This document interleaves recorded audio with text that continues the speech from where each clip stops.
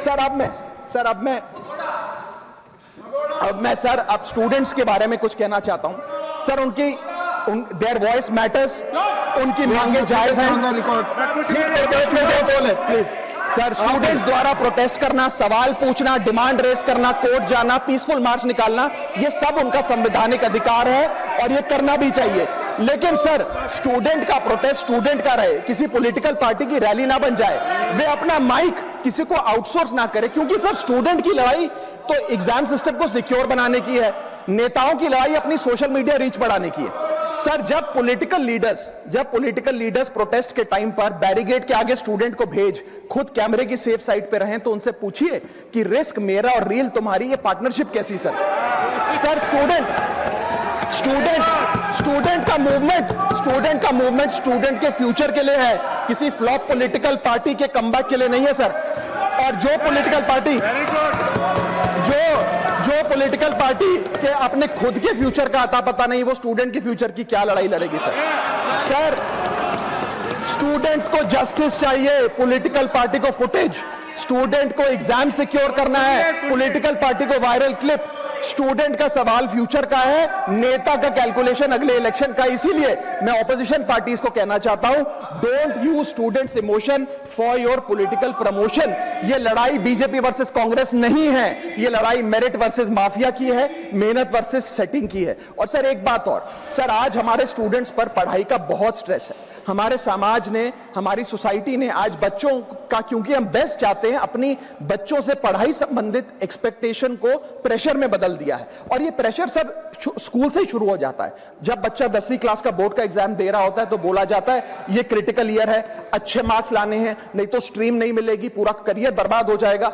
12वीं क्लास में जाता है तो प्रेशर और बढ़ता है, बोला जाता है ये लाइफ का टर्निंग पॉइंट है, आगे की जिंदगी कैसे डिसाइड होगी। जेई, नीट, सीयूईटी, तमाम एंट्रेंस एग्जाम की तैयारी का प्रेशर अलग। और सर जब कॉलेज पहुंचता है तो एक अलग ही लेवल का प्रेशर होता है। उसको बोला जाता है सीजीपीए ठीक रखो वरना प्लेसमेंट नहीं मिलेगी। ये पूरी लाइफ का सवाल है, करियर का सवाल है। हर स्टेज पर प्रेशर का सिलेबस बढ़ता जाता है। और ओवरऑल सर इंडिया में कंपटीशन बहुत फास्ट स्पीड पे बढ़ रहा है, लेकिन उसी के साथ साथ कंपैरिजन भी बहुत फास्ट स्पीड पे बढ़ रहा है। सबसे पहले जब बच्चा स्कूल जाता है तो अपने स्कूलमेट्स, क्लासमेट से कंपैरिजन होता है। कोचिंग सेंटर जाता है तो वहां कोचिंग सेंटर के स्टूडेंट से कंपैरिजन होता है। ऑल इंडिया रैंकर से कंपैरिजन होता है। घर आता है तो पड़ोसी और रिश्तेदारों के बच्चों से कंपैरिजन होता है। यह कंपैरिजन मोटिवेशन नहीं सर, प्रेशर और स्ट्रेस में बदलता जा रहा है। सर जैसे 3 इडियट्स पिक्चर में कहा था ना, काबिल बनो, कामयाबी झक मारकर पीछे आएगी, ठीक उसी तरह समाज को, हम सबको, अगर कोई स्टूडेंट चिंतित दिखे, स्ट्रेस में दिखे, उसे कहना चाहिए कि एग्जाम इंपॉर्टेंट है लेकिन तुम एग्जाम से ज्यादा इंपॉर्टेंट हो सर। क्योंकि घर स्टूडेंट का सेफ स्पेस होना चाहिए सर, दूसरा एग्जाम सेंटर नहीं। और एक रैंक रिजल्ट डिसाइड कर सकती है बच्चे का, उसका फ्यूचर नहीं, वैल्यू नहीं, उसकी पूरी जिंदगी नहीं। और अंत में sir, I just take 1 more minute sir, अंत में मैं अपने वेल विशर्स को भी कुछ कहना चाहूंगा, जो पिछले कुछ समय से मुझे कह रहे थे कि राघव आप नीट के इशू पर कब बोलोगे, आपको हम सुनना चाहते हैं। मैं बड़ी हम्बली कहना चाहता हूं सर, जब मैं ऑपोजिशन में बैठता था तब सवाल मेरा हथियार था, आज मैं ट्रेजरी बेंचेस पर बैठता हूं, आज सोल्यूशन मेरी जिम्मेदारी है। मैं भी रोज कैमरे के सामने आकर साउंड बाइट दे सकता था, लेकिन मुझे हेडलाइन नहीं सर, मुझे आउटकम चाहिए। और जब मैं ऑपोजिशन में था तब मेरा काम इशू रेस करना और सवाल उठाना था, और पूरा सदन, और आप जानते हैं मैंने वो काम पूरी ईमानदारी से किया। लेकिन आज मेरा रोल कैमरा के सामने अटेंडेंस लगाने का नहीं है, मेरा role is, my focus is to fix the system. इसीलिए मैंने अपने आप से एक वादा किया, I made a promise to my self कि मैं इस मुद्दे पर पार्लियामेंट में बोलूंगा, और उस दिन बोलूंगा जिस दिन हम प्रॉब्लम सॉल्व कर रहे होंगे, सोल्यूशन लेकर आएंगे, when the system is getting fixed, and today is that historic day when the system is getting fixed। और सर बिकॉज आज जो रिफॉर्म्स हम लेकर आए हैं, जो सरकार सदन में लेकर आई है, वो इतने जरूरी हैं क्योंकि इन रिफॉर्म से सिस्टम और मजबूत होगा, पेपर और सिक्योर होगा, एग्जाम फेयर होगा, मेरिट का सम्मान होगा, माफिया जेल में होगा। सर 22 लाख बच्चे, रोज 18 घंटे की मेहनत, एक 3 घंटे का एग्जाम, लेकिन एक कैमरा फोन, व्हाट्सएप पर एक मैसेज, टेलीग्राम पर एक पीडीएफ, रात 2 बजे पेपर लीक, सब खत्म, स्टूडेंट की सारी मेहनत बर्बाद। Therefore, sir, I rise today to speak wholeheartedly in support of the students of India and to welcome the Public Examination Amendment Bill 2026. Sir paper leak जैसी सीरियस बीमारी का परमानेंट इलाज करना होगा, जैसे कैंसर का इलाज क्रोसिन खिलाकर नहीं किया जा सकता, ठीक वैसे ही पेपर लीक जैसी प्रॉब्लम का इलाज मीडिया साउंड बाइट से नहीं बल्कि इंस्टीट्यूशनल सॉल्यूशन से होगा, जो आज हमारी सरकार इस बिल के माध्यम से करने जा रही है, by introducing India's first ever anti paper leak framework. सबसे पहले मैं नीट के स्टूडेंट्स को कुछ कहना चाहूंगा। आपका गुस्सा जस्टिफाइड है, आपकी पेन रियल है, और आपको एग्जामिनेशन सिस्टम से जो कंप्लेंट है वो कंप्लेंट भी जेन्युइन है। Your voice matters. और जब आपने अपनी चिंता व्यक्त करी, अपना दर्द बताया, when you demanded, the honourable prime minister heard that demand, not just as a prime minister but also as a guardian, परिवार के मुखिया की तरह उस बात को सुना। Students demanded, government acted, historic decisions taken, systems changed. Sir, जब एक स्टूडेंट नीट जैसे पब्लिक एग्जाम की प्रिपरेशन करता है तब वो अकेला तैयारी नहीं करता, उसका पूरा परिवार प्रिपरेशन करता है।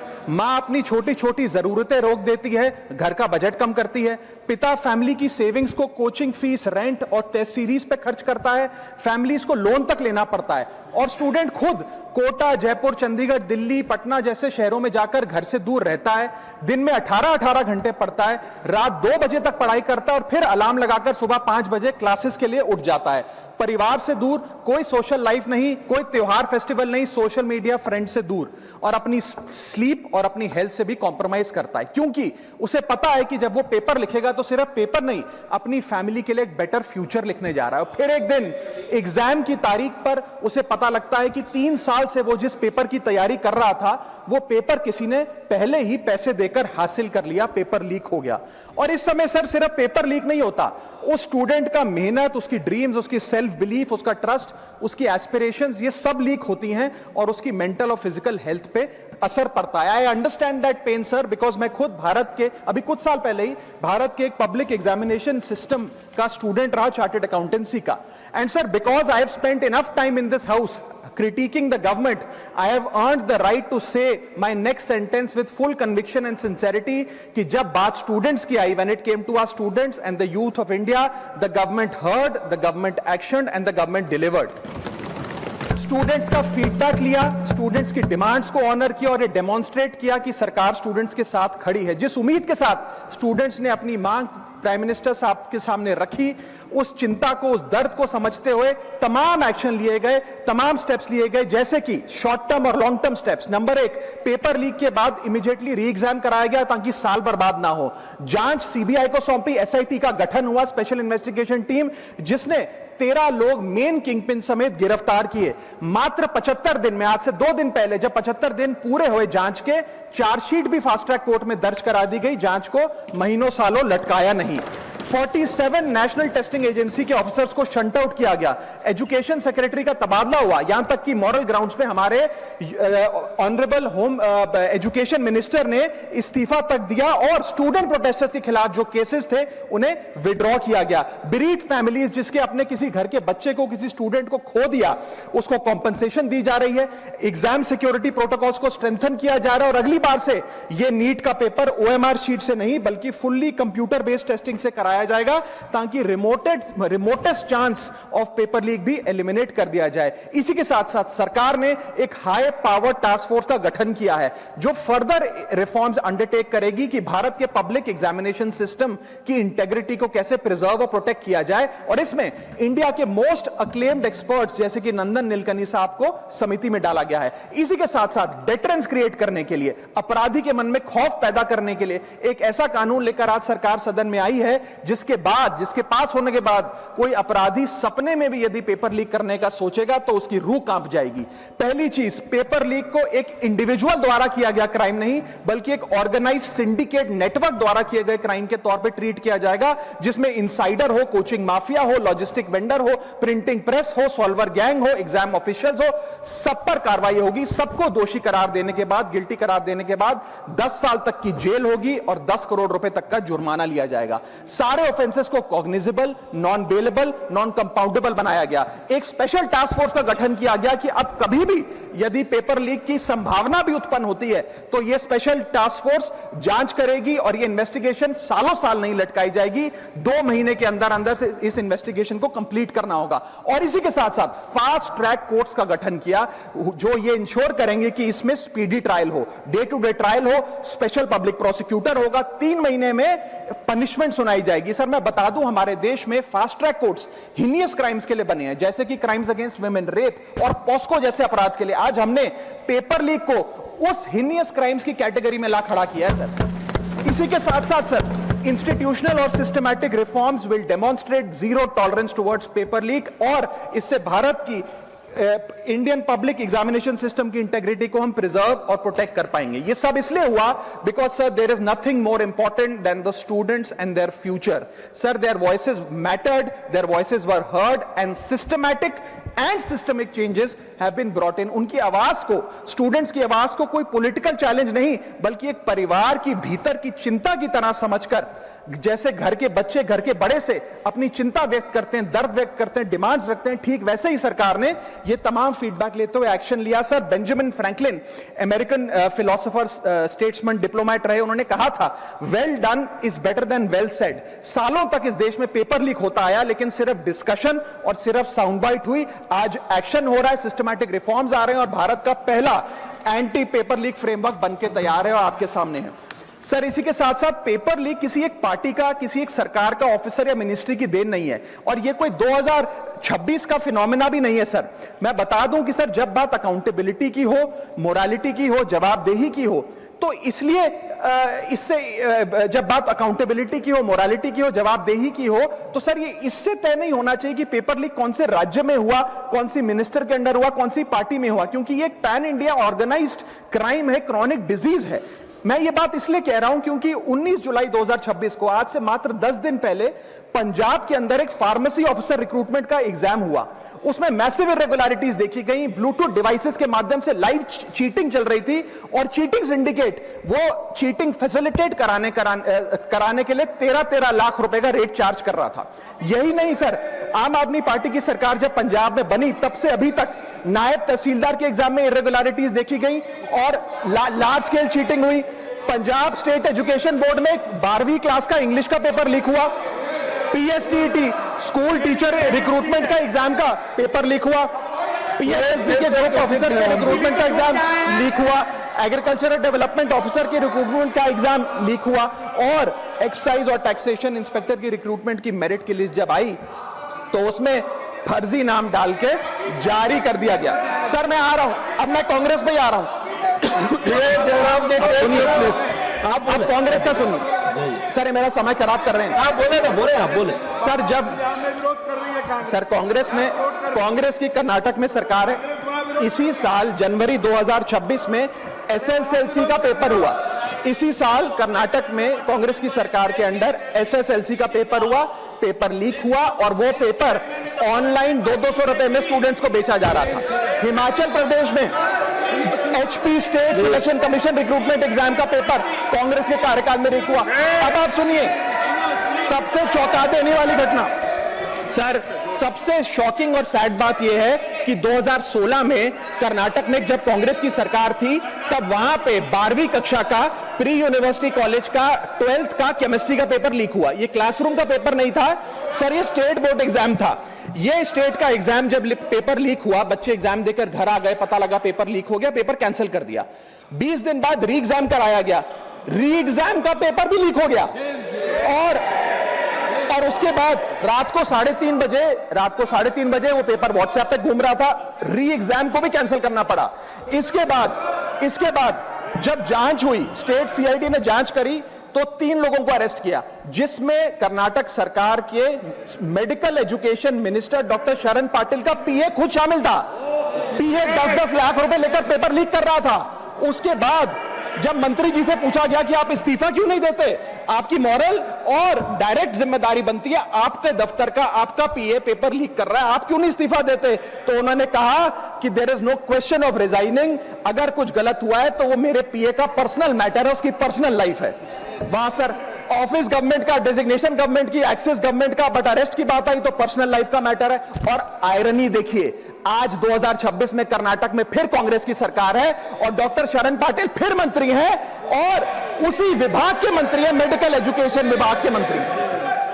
ये है स्टैंडर्ड ऑफ अकाउंटेबिलिटी। सर सुनिए, सुन लो।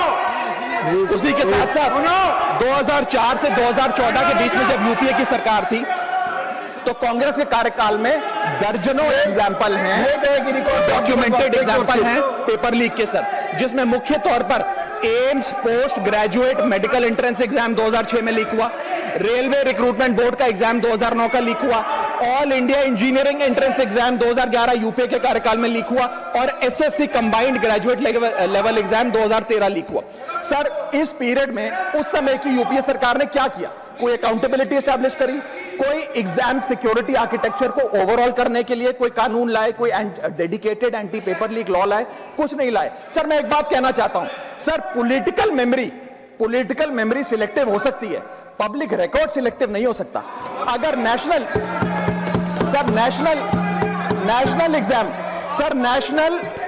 एग्जाम का पेपर लीक अगर नेशनल क्राइसिस है, जो कि है, तो सर ऑपोजिशन रूल्ड स्टेट का पेपर लीक एक लोकल इंसिडेंट कैसे हो सकता है? सर स्टूडेंट में तो फर्क नहीं होता। अगर नीट के स्टूडेंट्स का पेन जेन्युइन है, जो कि जेन्युइन है, तो सर पंजाब के फार्मेसी एग्जाम के स्टूडेंट्स का और कर्नाटक के एसएलसी एग्जाम के स्टूडेंट्स का पेन भी जेन्युइन है। स्टूडेंट का पेन पार्टी देखकर चेंज नहीं होता और ठीक उसी तरह रिफॉर्म और अकाउंटेबिलिटी भी पार्टी देखकर चेंज नहीं हो सकती। मैं सिर्फ ये कहना चाहता हूं, दो मंत्री यहां बैठे हुए हैं जो पूरे डायलॉग में रहे, काश डिसीजन मेकिंग में भी हमेशा इनकी भूमिका हो। यहां हम क्या कर रहे हैं, पक्ष विपक्ष, मैं लोकसभा में देख रहा था, जेन जी की लैंग्वेज कॉपी करने की कोशिश हो रही है। That's pathetic, obscene, don't do that. They don't want you to copy their language, they want you to understand their concern. जहां आप फेल कर रहे हैं, सटा के वीडियो बना लेने से बात नहीं बनती है। एक आखिरी टिप्पणी। I am a student of movement. I teach this paper. 1968 French movement. Daniel Cohn-Bendit, Tariq Ali. France में स्टूडेंट मूवमेंट हुआ था और वहां चर्चा क्या थी जानते हैं सर? ये लैंग्वेज पर जो बात हो रही है। The student said, the more I make love, the more I want to make revolution. बस जेन जी की लैंग्वेज पे सवाल मत करिए। Thank you. भाव समझिए, भाव नहीं समझेंगे तो अगले आंदोलन के लिए तैयार नहीं था। हम एक ही लेवल पे हैं। मैं चुनाव हार के 3 पे आया, वो बगैर हारे 3 पे आ गए। खैर, माननीय सभापति महोदय, मैं शायद इस सदन में शायद 2-3 लोगों में से हूं जो आज सिर्फ एक सांसद की भूमिका में नहीं बोल रहा हूं। मैं दिल्ली विश्वविद्यालय में पढ़ाता हूं। I am one of the stakeholders और मैं सदन के अपने पुराने साथियों को याद कराऊंगा जो कभी इधर थे, आज उधर हैं। 18 में जब मैं आया इस सदन में, पुरानी बिल्डिंग में, पहला इंटरवेंशन मेरा था एनटीए के खिलाफ, क्योंकि मुझे मेरे कोलीग्स और स्टूडेंट्स ने रिप्रेजेंटेशन दिया था। नड्डा साहब हैं, मैं हाथ जोड़ के विनती करता हूं, सर ये कॉस्मेटिक रिफॉर्म्स काम नहीं करेंगे। You have to dismantle the source of the disease and source of the disease is NTA. Throw that in west Bay of Bengal. मैं ये कह रहा हूं, आधार पे, निराधार नहीं है सर। आपके अंदर भी आपकी ब्यूरोक्रेसी भी जानती है, आपके सांसद भी जानते हैं।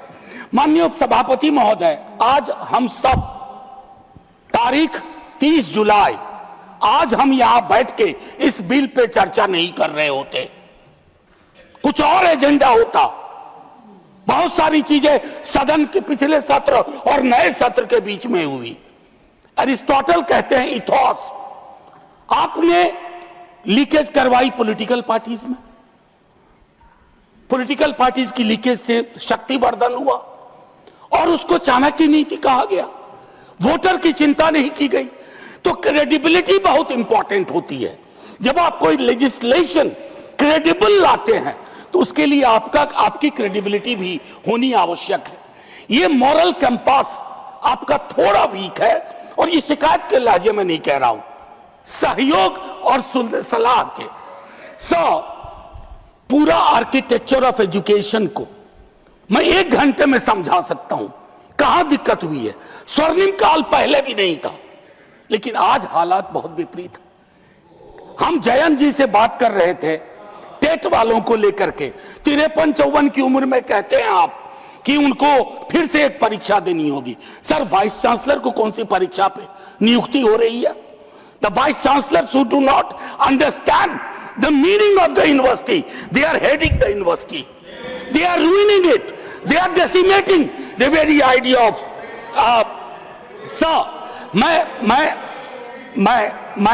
मैं कोई अतिरिक्त तावड़े जी, मैं टिप्पणी कुछ नहीं कर रहा हूं। Professor Shah, sir, let me finish. जानते हैं, I'll give you the time। आपने उनका नाम लिया है तो अलाउ करें। किनको? आप यील्ड कर रहे हैं, बाद में कर लेंगे बात। He is not yielding at this moment. नहीं, मैं यील्ड करने को तैयार हूं। You are yielding. Okay, please. Sir, since मैं यहाँ कोई खलल डालने के लिए नहीं खड़ा। I'll stop the time. I'll stop the. Please stop the clock. Member of Parliament. Please stop the clock. Yeah. Because he took my name. Yes. Just a very pointed observation with regards to the TET issue that he raised. We've had conversations, as many stakeholders are concerned with that issue. It is not a decision originating from government. It is as per RTE Act, which Parliament has passed, and subsequently Supreme Court has made several orders with that regard. One second. It is unfair to say that it is our desire with regard to that issue, sir. Point made, Professor Jha. Professor Jha. Mr. Wilson, please. Wilson, please. Professor Jha. Let me finish my argument. Professor Jha. Let me finish my argument. I'm capable enough Professor Jha. to put forth my argument. Professor Jha. Please. Professor Jha. माननीय सभापति महोदय, आज मैं एक और चीज कहता हूं। आज ये पूरी बहस जैसे कोविड के वक्त में लोग देख रहे थे, आज भी देख रहे होंगे, और सरकार और सदन देखेंगे कि बहस का स्तर क्या था, चर्चा शिक्षा पे हो रही थी या नहीं। हम प्रिवेंशन को एलिमिनेशन तक नहीं ले जा पा रहे हैं। मैं जानता हूं 2 मंत्री, सर मैं आपको घंटी बजाने का मौका नहीं दूंगा, घंटी ऐसे ही बहुत बज रही है।